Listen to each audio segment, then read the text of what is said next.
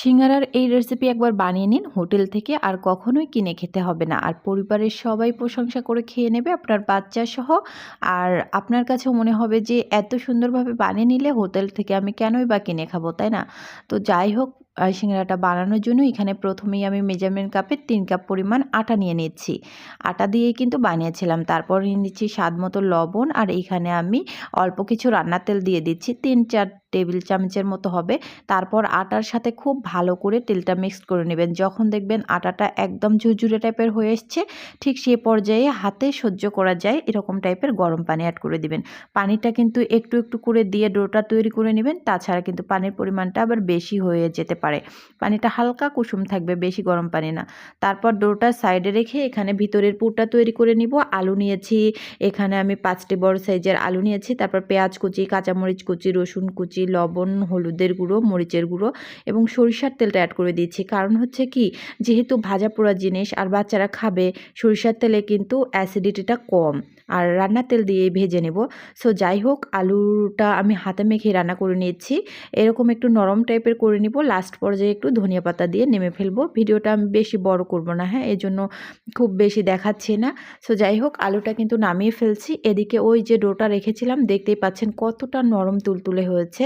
এখন আমি কি করব, এটাকে এভাবে শেপ করে, রুটি শেপ করে রুটি বানিয়ে নেব। রুটিটা তো সবাই বানাতে পারি, তাই না? এজন্য আর বাড়তি করে রুটি বানানোটা দেখালাম না, ভিডিওটা ছোট করব জন্য। সো যাই হোক, এবার আমি এভাবে চারকোনাচি করে কেটে নেব। এটা তো সবাই পারি। একটা ছুরি দিয়ে এভাবে কেটে নেবেন। তারপর দেখিয়ে দিচ্ছি কত ইজিভাবে আমি সিঙ্গারাটা বানিয়ে নিয়েছিলাম। আপনারা কিন্তু একবার দেখলেই বুঝতে পারবেন। হ্যাঁ, এরকম সহজভাবে আমি মনে করি না যে এর থেকে আর সহজ কোনো উপায় হয়। তো এইভাবে অবশ্যই বানাবেন। এখন আমি এই যে পুরটা দিয়ে দিচ্ছি। তারপর এই যে মাথাটা, এটা এই মাথার সঙ্গে একটু লাগিয়ে দিচ্ছি। তারপর এই মাথাগুলো এভাবে মুড়িয়ে নেব।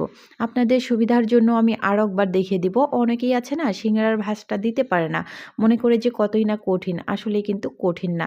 যে কোনো জিনিস বানিয়ে নিলে কিন্তু মনে হয় যে সহজ, বানানোর আগে মনে হয় যে কতই না কঠিন, তাই না? তো আবারও কিন্তু দেখিয়ে দিচ্ছি একটা। আর রেসিপিটা যদি আপনাদের ভালো লাগে তাহলে অবশ্যই ইউটিউব, ফেসবুক যেখান থেকেই দেখেন না কেন, প্লিজ আমার পরিবারে যুক্ত হয়ে যাবেন। আর ভিডিও দেখার পর যদি মনে হয় একটু ভালো লেগেছে, তাহলে একটা হলেও লাইক, কমেন্ট, শেয়ার করে দিবেন। সো যাই হোক, সিঙ্গারাগুলো কিন্তু আমি ঠিক এইভাবেই সবগুলো বানিয়ে নিয়েছিলাম। তো আপনারা একবার হলেও কিন্তু ট্রাই করে দেখবেন, এটা দারুণ টেস্টি। আর হ্যাঁ, অবশ্যই একটা কথা বলি, ভিতরের আলুর যে পুরটা, এটা কিন্তু আপনারা আরও দুর্দান্ত টেস্টি করতে পারেন। যেমন ধনিয়ার গুঁড়া, জিরার গুঁড়া বা মিষ্টি জিরার গুঁড়া, একটু সাদা এলাচি বা একটু টমেটো কেটে দিলেন, তাতে করে কিন্তু টেস্টটা আরও দ্বিগুণ বেড়ে গেল না? বাচ্চারা খাবে জন্য আমি খুব বেশি কিন্তু এটাকে বাড়াইনি আইটেমটা আর কি। যাই হোক, তো আপনারা চাইলে মাঝের অংশটা আরও সুন্দর করে খেতে পারেন বা একটু ছোটো ছোটো করে মাংসর পিস দিয়েও বানিয়ে নিতে পারেন। তো সিঙ্গারাগুলো কিন্তু আমি এক এক করে দিয়ে দিয়েছি আর এভাবে ভেজে নিচ্ছি। এটা খুব বেশি পোড়া পোড়া টাইপের করার প্রয়োজন নেই। আমি মনে করি আমার এইগুলো হয়ে গেছে, এখন আমি উঠিয়ে নিব। আর এভাবে কিন্তু টেস্টটা ভালো আছে। আর যখন একেবারে বেশি লালচে করবেন, তখন কিন্তু টেস্টটা একটু আলাদা টাইপের হবে। আমি একটু করে বানাচ্ছিলাম আর তেলের মাঝে অ্যাড করছিলাম, কারণ আমার বাচ্চারা খাবে এজন্য। হ্যাঁ, ওদের আর ধৈর্য মানছিল না। তাড়াতাড়ি ভেজে দাও আম্মু, এভাবে বলছিল। এজন্য আমি একটা করে বানাচ্ছিলাম আর তেলের মাঝে দিচ্ছিলাম। সো যাই হোক, রেসিপিটা অবশ্যই একবার হলেও বাসায় ট্রাই করবেন। কাঁচামরিচের সাথে না খেলে আমার আবার ভালোই লাগে না।